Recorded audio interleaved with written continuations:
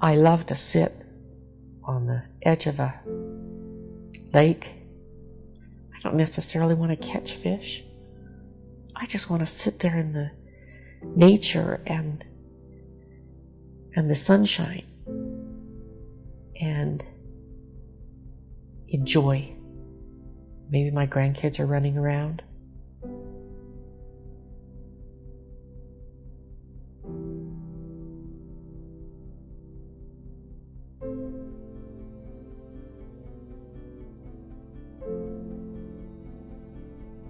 When we got to the parking structure at the hospital, I didn't want to get out. I was terrified. Like I say, I'm not afraid of a lot of things, but I am afraid of going into the hospital. And I broke down, and my husband comforted me, and we made the walked into the hospital. Got a phone call, I believe, that the mammogram turned out that they could see barely something on a mammogram. She goes every year for a mammogram, and years ago she had one that they asked her to come back into the hospital so they could do more extensive scans and stuff like that. It came up negative, and I kind of thought this would be the same thing. So we went out to the hospital for him to do scans, and they left me in a waiting room while they were scanning her, and then the doctor called me in, and I went in there, and he said that they were able to see something, and he used ultrasound to point it out to me, and he measured the diameter of it, and it was small. He was saying it was just a little over a centimeter, and I thought, well, good, we caught this really early, and survival rate is really good when you catch cancer early. It doesn't matter what kind of cancer it is. So I felt pretty good about it. I was still shocked when you hear the word cancer. The doctor was positive. I think he's seen enough of these through the ultrasound. He could tell that this just wasn't going to be a benign cancer.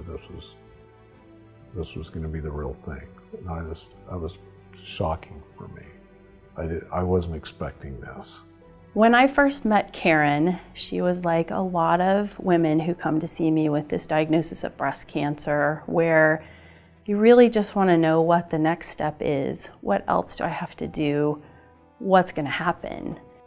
And so when we talked about all of the options for her, she really felt like a lumpectomy would work well for her, which I agreed with because she had a small tumor and it had already been localized after biopsy with this Savvy Scout device. At the time of surgery, everything went very smoothly. So she just came in for her operation, came to the operating room, everything went very smoothly in the localization of that area in her breast, and it was completely excised really with the first time. I don't know when they'll determine if I have to do chemo. I don't know if the tumor board made those recommendations. I'll find out from Dr. Reading today. I don't know if the oncologist makes those recommendations. The reason I hope that I don't have to have chemo is because I took my dad to every chemo treatment that he had, and I saw the effects of chemo on his life and his quality of life. And that it may or may not have extended his life. We'll never know. But every time he had a treatment, weeks afterwards were miserable for him. His quality of life was horrible.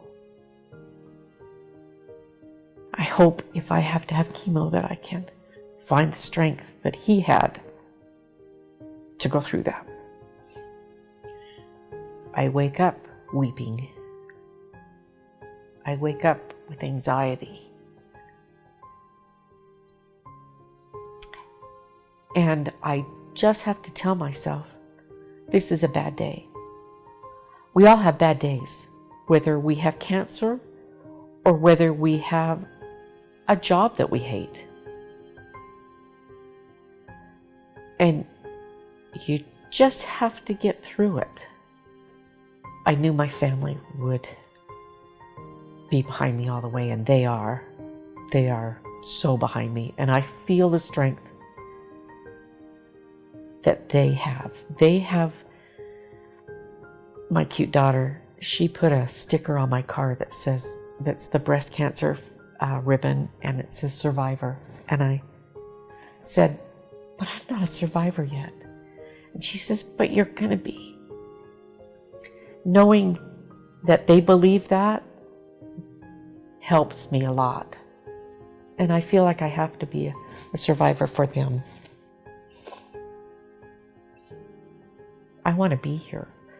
I want to be here for my kids, my grandkids, my husband. I want to be here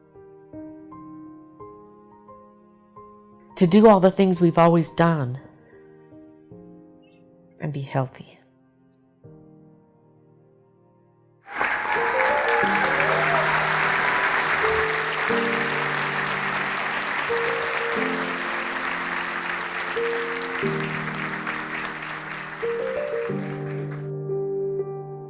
Why are we here? We're here for people like this. And these are warriors, brave soldiers, and I offer my commitment to you and to anybody in the world that when you need a Merit technology, a Merit salesperson, whether it's to bring a product in or just to talk to, that we'll be there and that we will always have that patient's back.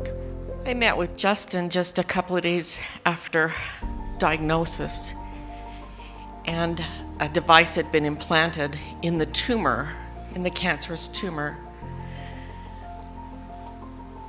It was all so new and so scary. And Justin said to me, Karen, we at Merit have your back. And I cannot tell you what that meant to me. I wasn't just another patient with breast cancer. This device helped the doctor remove the tumor without a problem. And I'm so grateful that my prognosis is good at this time. But I just want y'all to know that if you're wondering why you're doing this, why you're doing what you're doing, it's for hundreds and thousands of people like me that you're helping every day. I appreciate this opportunity. Thank you, Justin.